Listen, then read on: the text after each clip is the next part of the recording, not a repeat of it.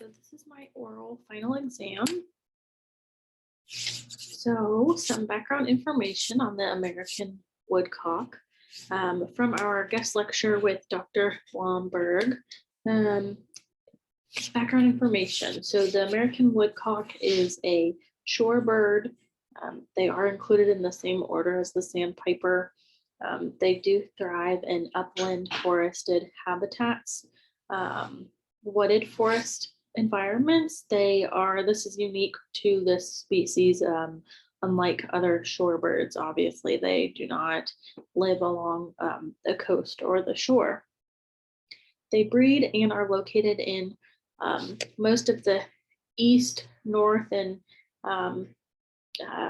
northeast and southeast side of the United States. So, and they are all the way up as far as the northern, southern parts of Canada as well, and then along the Gulf Coast.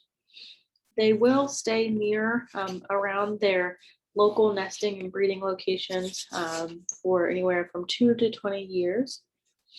They have a long, sharp bill that they have ability to use and have adapted for easily locating and eating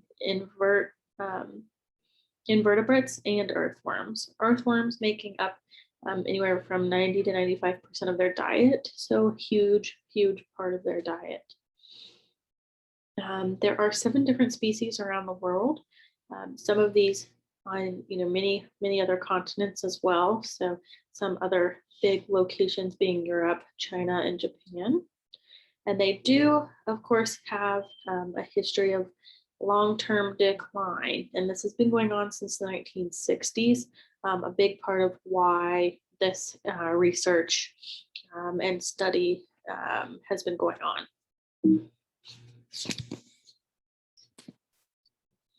Okay, so we do have the jurisdiction regions, and there are 2. So there's the Central and Eastern Management Regions. Both of these are have to be complying with the Migratory Bird Treaty Act, of course, because the American woodcock is protected by this treaty. Both of these regions show similar long-term decline as far as the research and studies that have already previously been done. The harvest regulations is also something that is kind of a little bit different for these 2 jurisdictions, and is something that is being monitored. And then the reason we have both of these regions to watch, another main point that was mentioned in the lecture was to better understand the breeding and wintering migration patterns and how this is relating or correlating with the long-term decline that we are seeing with this species, to get more research and more information about that. Okay, so main findings for the research and studies that he was working on. So kind of some of the big points here, of course, is mentioning how to successfully track movement, basically, is one of the goals and outcomes for this research. And then he mentions, outside of his research specifically, but radio transmitters being one method. Bird banding is another method that we've seen pretty commonly used, and then satellite telemetry. And then he mentions the PTT and GPS transmitter. The Eastern Woodcock Migration Research Cooperative is what his research basically has been able to produce, which is becoming pretty large scale. So they have been able to kind of start out with things in the research and making sure that this was something that would be doable and would be beneficial moving forward. So the tags, as transmitters that are put onto the woodcocks, last anywhere from 3 to 8 months. This varies with the settings that they can select for the scheduled tags. for the schedule. So depending on if you're going to be tagging how many locations per day or just one location per day, kind of gives you a time frame of how long that tag will last. So this, of course, is going to give us timing of movements, the distance of the flight in one movement that they are making, location and length of stopovers, telling us about the migration path, destination on wintering grounds, and then again, kind of a summary of all of this.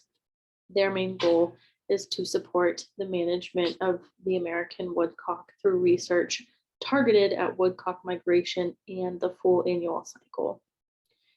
And then lastly, for this guest lecture, he did note that adult females are specifically arriving first to the wintering grounds.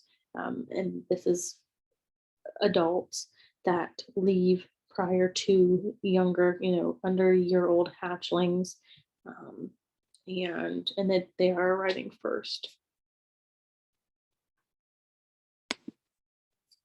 Energy production. So I'm picking wind for my energy source.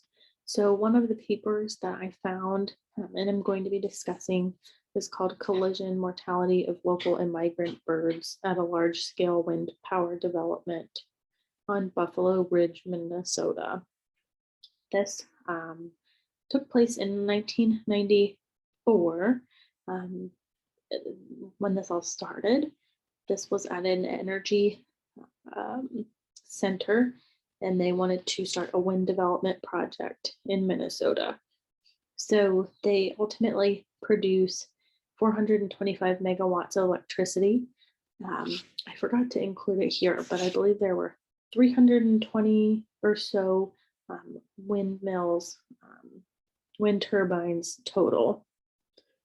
Birds were observed on this wind farm from 1996 to 1999, and observed for the effects and collisions that were happening on this farm. There were 55 fatalities due to collisions within these 3 years. So 42 passerines, 5 water birds, 3 ducks, 3 upland game birds, 1 raptor, and 1 shorebird were included in these fatalities. So basically 71% of migrants, 71% of these fatalities were migrants that were moving through the area. 20% were individuals that were breeding nearby in this area, and 9% were permanent residents living in Minnesota.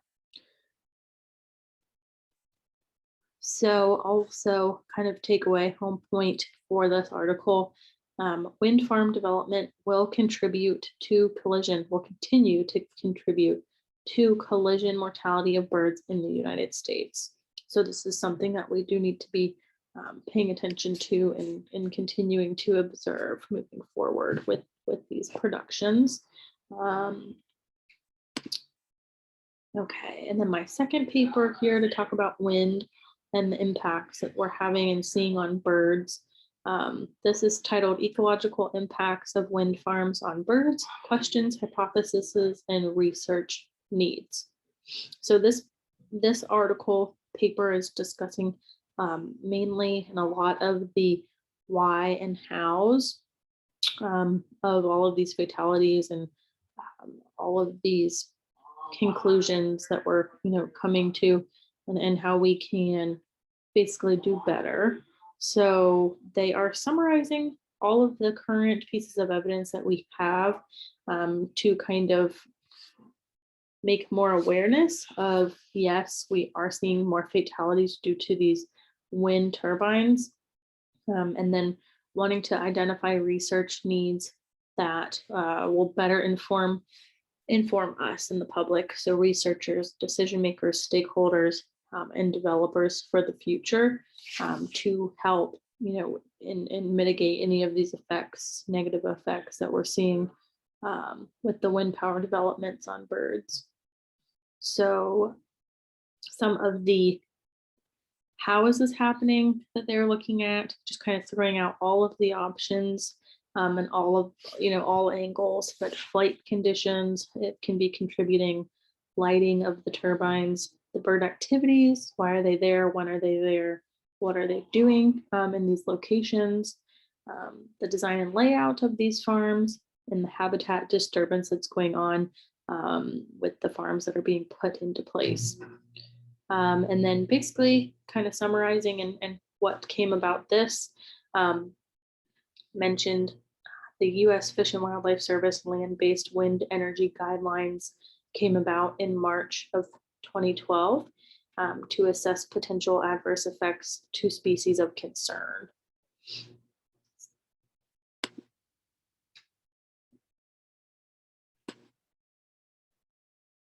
Okay. So the article that we had to read, so warning on 9 pollutants and their effects on avian communities. The first point being light. So basically, all of the aspects looked at as far as light affecting avian species